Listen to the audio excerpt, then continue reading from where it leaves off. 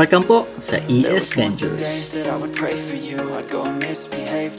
Hello, my name is TJ. If you are new to this channel, I invite you to subscribe to get an access to free tips and tutorials.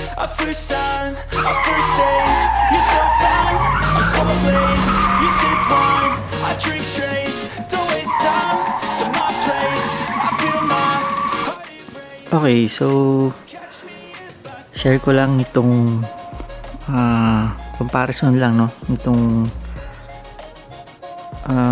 current na uso ngayon na ceramic wax at saka yung bagong uso na reverse graphene wax. Okay, so pareho siyang premium quality, pero check natin yung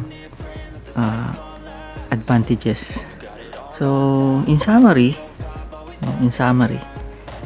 so mas mataas yung points nitong reverse graphene wax kasi kumbaga mas superior itong reverse graphene wax. So bakit?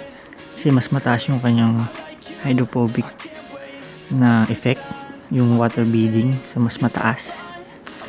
Mas mataas din yung protection niya, yung anti-static against dirt. Tapos easier to apply, so ang dali lang niyang gamitin itong graphene wax. Tapos meron pa siyang long lasting effect. Okay, mahaba, ilang months dito sa product na to. Ayan, up to 12 months of protection. So mahaba siya, no, kumpara sa traditional na wax. Kasing traditional na wax 30 days lang yun or 1 month lang, wala na yung effect. Tapos yung shine niya, no, very shiny itong reverse premium graphene wax. Okay, and yun yung mga advantages, no, itong reverse premium graphene wax and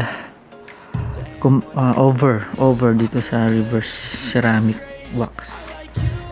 Kaya lang ang downside lang nitong graphene wax, syempre yung price. So mas mahal siya, ano, so gano'n siya kamahal? Doble yung price nitong reverse graphene wax kumpara dito. Okay, so however, kung ano naman, kung bagong sahod ka naman, so try mo na to, reverse premium graphene wax, no, para ma-compare mo rin kung mas maganda ba talaga itong graphene wax, ano. Kasi sa ngayon, bago lang siyang nauuso and hindi pa niya totally natatalo tong ceramic wax, no. Ceramic wax pa rin talaga yung kumbaga standard ngayon. Kumbaga ito yung standard niya, ito naman bagong design. So, tingnan natin in the future kung matatalo naman ng graphene itong ceramic, no? So during the trial period, so hopefully maraming users ang bumili nitong reverse premium graphene wax. So, okay, so kung nakabili ka na nitong reverse premium graphene wax,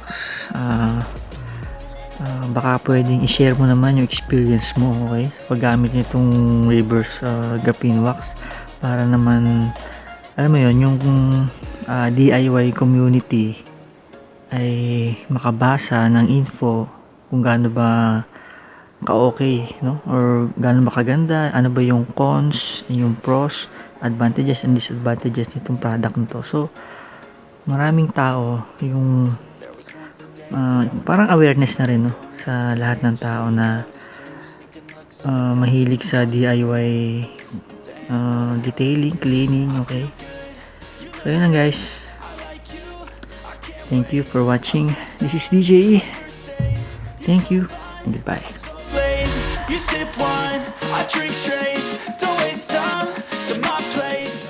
So, if you're looking for a premium quality car, motor, and bike care products, you may check ES.Enjoy Shopping on Shopee or Facebook. Once again, This is DJE.